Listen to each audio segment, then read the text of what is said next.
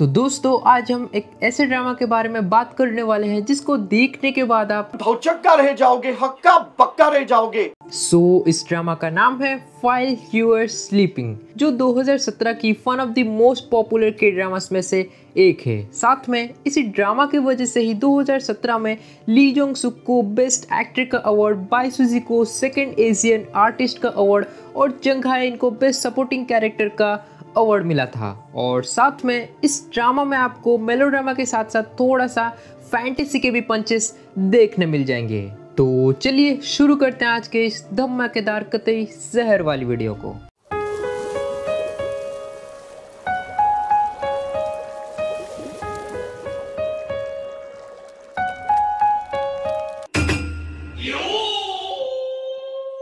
तो कहानी की शुरुआत होती है एक बर्फीली रात से, जहाँ पे एक गर्ल देखती है कि एक आदमी जिसके चेहरे से खून टपक रहे थे उसके तरफ चले आ रहा है। बट अचानक से ही वो गर्ल उस आदमी को हक करने के साथ बोलती है कि मुझे तुम्हारे ऊपर भरोसा है क्योंकि ये मैं हूँ। और थोड़ी ही देर में हमें पता चलता है कि जो सब हमने अभी अभी देखा वो असल में हमारी लीड नाम होंग जो का एक सपना था। और नींद से उठने के बाद नाम होंग जो सबसे पहले अपने सपने में जो देखा था उसको एक नोटपैड में नोट करती है। इसे देखकर तो आप नाम होंग जो को एक क्रेजी या साइको पर्सन समझने लगे होंगे, लेकिन रुको जरा, सब्र करो। इतनी जल्दी डिसीजन मत लो यार, आपको थोड़ी ही देर में एक बहुत ही बड़ा शॉक मिलने वाला है। एनीवे, ड्रामा में वापस आते हैं जहाँ पे होंग जू ब्रेकफास्ट करने के साथ साथ अपने सपने के बारे में उसके मॉम को बोल रही होती है कि वो देखती है उनके घर के सामने 2 पर्सन शिफ्ट हो रहे हैं, जिसको देखकर होंग जू पूरी तरीके से शॉक हो जाती है क्योंकि जो पर्सन उनके घर के सामने शिफ्ट हो रहे हैं वही पर्सन को होंग जू ने अपने सपने में देखा था। देन हमें पता चलता है कि वो 2 पर्सन असल में एक दूसरे के भाई भाई हैं, जहाँ पे छोटा भाई अपने बड़े भाई जंग जायचन को राइस केक देकर उनके नेबरहुड में देने बोलता है। जायचन राइस केक लेकर उनके नेबर यानी होंग जू के घर, जहाँ पे होंग जू उससे बहुत ही श्यूडली बात करके वहां से भगा देती है, जिसके बाद जायचन उसके छोटे भाई के ऊपर काफी गुस्सा होता है क्योंकि राइस केक का आइडिया उसी के छोटे भाई का था। होंग जू अपने मॉम के साथ रेस्टोरेंट में कुछ बातें कर रही होती है कि एक पर्सन उनके रेस्टोरेंट में विजिट करता है, जिसको देखकर होंग जू अपने मॉम से बोलती है कि वो आदमी पेट्रोल भरवाने के टाइम पे स्मोकिंग की वजह से आज मरने वाला है। जिसके बाद होंग जू और उसके मॉम उस आदमी को रोकने की काफी कोशिश करते हैं, मगर वो आदमी उनके ऊपर कहाँ भरोसा करने वाला था। आजकल तो हमारे रियल लाइफ में काफी सारे ज्योतिषवाणी करने लगे हैं जिनको तो हम भरोसा ही नहीं करते। खैर ये तो ड्रामा है, वो आदमी इनके ऊपर कहाँ भरोसा करने वाला था। वो आदमी उनको धक्का देके वहां से चला जाता है, लेकिन होंग जू का सपना 100% सच निकलता है क्योंकि पेट्रोल भरवाने के टाइम वो आदमी स्मोकिंग की वजह से मर चुका है। बोला था ना मैंने आपको कि आपको एक बहुत बड़ा शॉक मिलने वाला है।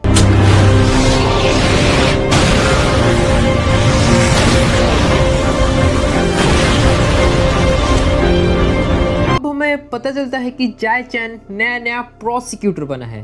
प्रोसिक्यूटर को आप सिंपली लॉयर समझो, मगर प्रोसिक्यूटर और लॉयर में थोड़ा बहुत फर्क होता है। लेकिन ऑफिस में वो लियो बम से मिलता है, जहाँ पे हमें पास्ट के कुछ फ्लैशबैक्स दिखाए जाते हैं कि लियो बम असल में जायचन का ट्यूटर था, लेकिन उसके इरादे बिल्कुल भी अच्छे नहीं थे, जो आपको थोड़े ही आगे में पता चलने वाला है। नेक्स्ट डे वैलेंटाइंस डे होता है, जहाँ पे जायचन एक रेस्टोरेंट के सामने सेल्फी ले रहा होता है कि ह्योबम आके उसको डिस्टर्ब करता है, मगर यहाँ पे हमें एक और चीज पता चलता है कि होंग जू लियो बम की गर्लफ्रेंड है। डिनर के बाद होंग जू और ह्योबम घर लौट रहे होते हैं कि अचानक से उनकी कार स्लिप करके एक पर्सन के साथ एक्सीडेंट हो जाती है। अब होंग जू को होश आता है, जहाँ पे उसके आंट बोलते हैं कि वो 10 महीनों से कोमा में थी और जिस पर्सन के साथ उनकी एक्सीडेंट हुई थी वो मर चुका है। साथ में उस पर्सन के फैमिली को कंपनसेशन देने के लिए होंग जू के मॉम को उनके रेस्टोरेंट सेल करना पड़ा और उसके मॉम काफी ओवरवर्क करते थे, जिसकी वजह से अचानक से एक दिन होंग जू के मॉम सीढ़ी से गिरकर मर चुके हैं। अब जायचन हॉस्पिटल में आके होंगजू का स्टेटमेंट लेता है, जहाँ पे होंगजू को पता चलता है कि ह्योबम ने उसे फंसा दिया है, क्योंकि एक्सीडेंट के बाद ह्योबम होंगजू को ड्राइविंग सीट में बिठाने के साथ साथ ये स्टेटमेंट देता है कि वो तो ड्राइव कर ही नहीं रहा था, बल्कि होंगजू ड्राइव कर रही थी। और इस इंसिडेंट के बाद होंगजू पूरी तरीके से साइकोलॉजिकली डिप्रेस्ड होके छत के ऊपर से कूद के सुसाइड कर लेती है।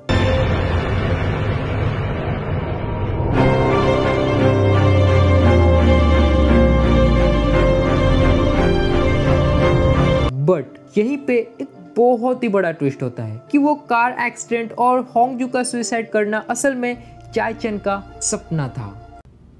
No! God, please, no! No! No!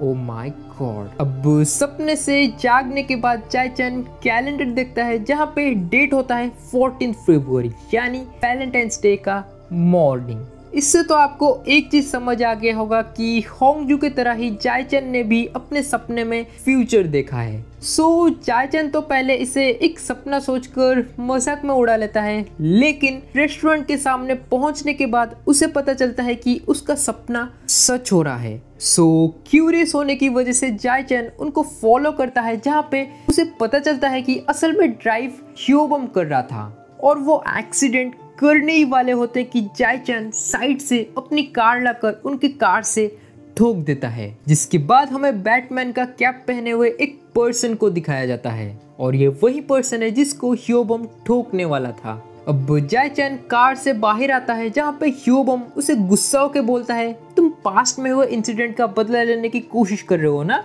Then हमें पास्ट के कुछ फ्लैशबैक्स दिखाया जाता है, जहाँ पे ह्योबम ने एक एक्सीडेंट करके जायचन को उस एक्सीडेंट में फंसा दिया था।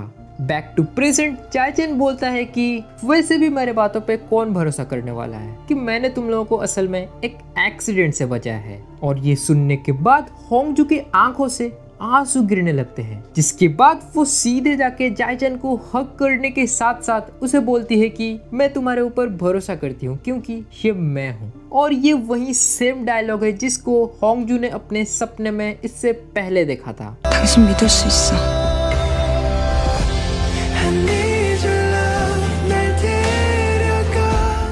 मीनवाइल में एक्सीडेंट के टाइम बैटमैन वाले कैप पहने पर्सन का आइडेंटिटी के बारे में पता चलता है और उसका नाम है हैन ओर्टक और वो एक पुलिस ऑफिसर है। अब एक्सीडेंट के बाद होंगजू जायचन के ऊपर पूरी तरीके से फिदा हो चुकी है। सो वो नेक्स्ट मॉर्निंग उसके लिए ब्रेकफास्ट लेके आती है, मगर जायचन उसको पागल बोलकर बाहर से भगा देता है, जिसके बाद ह्योबम होंगजू को एक कॉफी शॉप में इनवाइट करता है, जहाँ पे होंगजू उसे बोलती है कि तुमने मेरे साथ कुछ बुरा तो नहीं किया, बट तुम मेरे साथ बहुत ही कुछ बुरा करने वाले थे, जिसकी वजह से मैं तुमसे ब्रेकअप कर रही हूँ।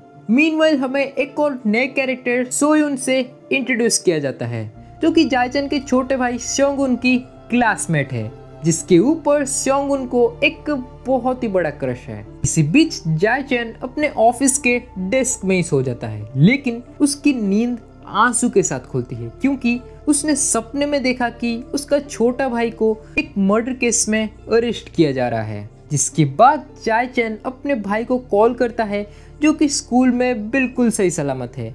अब इन सब सपनों से जायचन तंग आकर होंगजू से पूछता है कि आखिर मैं ही क्यों, मुझे ही तुम्हारे जैसे ऐसे सपने क्यों आते हैं। जिसके रिप्लाई में होंगजू बोलती है, इसका आंसर तो मुझे भी पता नहीं है। लेकिन यहाँ पे हमें पास्ट के कुछ फ्लैशबैक्स दिखाया जाता है, जहाँ पे होंगजू अपने फादर के फ्यूनरल यानी शोक सभा में दुखी होकर बैठी होती है कि उसे एक लड़का उसके पापा का बेसबॉल देता है, और वो लड़का कोई और नहीं बल्कि जायचन था।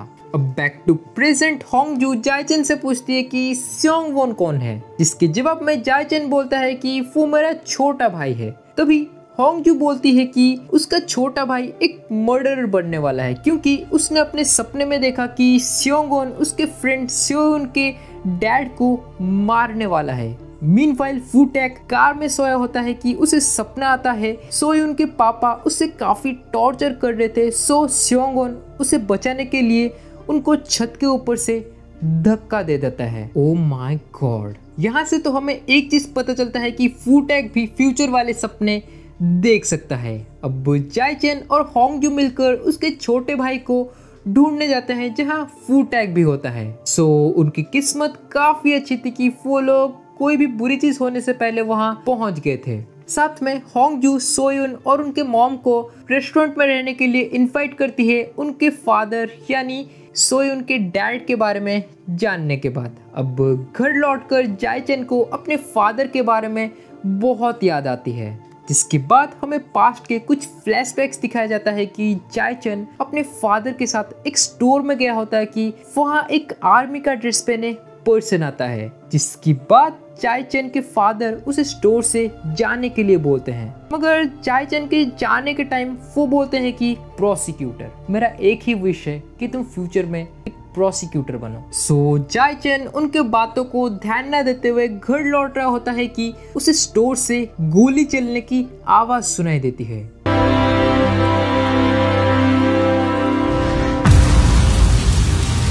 अब स्टोर में वापस जाके जाई चेन को पता चलता है कि वो सोल्जर का ड्रेस पहना आदमी असल में एक गैंगस्टर था और जाई चेन के पापा ने वहाँ के कुछ लोगों को बचाने के लिए अपने आप को कुर्बान कर दिया। अब वू टैग और जाई चेन मिलकर एक कन्वीनियंस स्टोर में जाते हैं जहाँ पे वू टैग होंगजू के हाथ में चिप्स पैकेट को देखकर शॉक होकर बोलता है कि मैंने इस इवेंट को अपने सपने में देखा था, जिसके जवाब में जाई चेन बोलता है कि क्या तुम्हें भी सपने आते हैं? और ये सुनकर वू टैग पूरा एक्साइटेड होके उन लोगों को अपने सपने के बारे में डिस्कस करता है। मीनवाइल हमें पता चलता है कि सोयुन के पापा ने उनके ऊपर एक केस कर दिया है और उनके केस के लिए कोई और नहीं बल्कि ह्योबम लड़ने वाला है। सो इस सिचुएशन में जाई चेन बोलता है कि वो सोयुन और उसके मॉम के लिए केस लड़ेगा। देन उसके अगले दिन ह्योबम सियोन के फादर को ऑफिस में लेके क्वेश्चनिंग करने लाता है और उनको क्वेश्चनिंग जाई चेन करने वाला है। अब क्वेश्चनिंग के शुरुआत में तो ह्योबम ने सारे एविडेंस मिटा दिए थे सोयुन के फादर की टॉर्चर को लेकर, बट जाई चेन अपना थोड़ा सा दिमाग चला के सोयुन के फादर को गिल्टी प्रूफ कर देता है और इससे ह्योबम बहुत ही ज्यादा गुस्सा हो जाता है। देन जाई चेन घर लौटने के टाइम सबवे में ही सो जाता है जहाँ पे वो सपना देखता है कि वो और होंगजू एक बर्फीली रात में किस कर रहे हैं, जिसके बाद उसकी नींद अचानक से ही खुल जाती है। बट सपने से जागने के बाद वो देखता है कि होंगजू उसी के ही साइड वाले सीट में बैठी है, जिसके बाद जाई चेन अपने आप से बोलता है कि काश मेरी फीलिंग्स और ज़्यादा स्ट्रॉन्ग होने से पहले मैं यहाँ से कहीं दूर चला जा पाता। अब घर लौटकर होंगजू और उसके मॉम ऐसे ही कुछ बातें कर रहे होते हैं कि हमें पता चलता है होंगजू पहले एक रिपोर्टर के तौर पे काम करती थी, बट उसने सपने में देखा कि काम करने के टाइम पे उसकी डेथ हो जाएगी, सो उसने काम करने से क्विट कर दिया है। दिन उसके अगले दिन होंगजू के मॉम जाई चेन से बोलते हैं कि होंगजू ने काम में वापस जाने की जिद पकड़ रखी है, सो प्लीज तुम उसकी थोड़ी हेल्प करने की कोशिश करना। और साथ में वो उसे होंगजू के काम के टाइम मरने वाले सपने के बारे में बात करते हैं। अब होंगजू के मॉम से सारी बातें जानने के बाद नेक्स्ट डे जाई चेन होंगजू को ऑफिस में ड्रॉप करता है। सो क्या जाई चेन होंगजू के ड्रीम को इस बार चेंज कर पाएगा या फिर काम करने के टाइम होंगजू के साथ कुछ बहुत ही बुरा होने वाला है? वेल, आपको ये जानने के लिए हमारा नेक्स्ट पार्ट देखना होगा, जिसको मैं जल्द से जल्द अपलोड करने की कोशिश करूंगा। तो अगर आपको हमारी ये वीडियो जरा से भी अच्छी लगी हो तो लाइक और शेयर ठोक दीजिए, महाकाल का लाइक और शेयर ठोक दीजिए। 5000 लौटे दिख जाना चाहिए, ये 4000 के लिए मैं यहाँ पे नहीं खड़ा हूँ। साथ में चैनल पे नए हो तो चैनल को सब्सक्राइब किए बिना कहीं भी मत जाइए, क्योंकि मैं ऐसे ही ड्रामा से रिलेटेड वीडियो बनाता रहता हूँ। और इस बार एम रखते हैं थोड़ा ज़्यादा, यानी 200 लाइक्स का, जो मुझे पता है आप लोग कर ही दोगे यार। तो मिलता हूँ आपसे एक और नए वीडियो के साथ, तब तक के लिए bye bye and take care.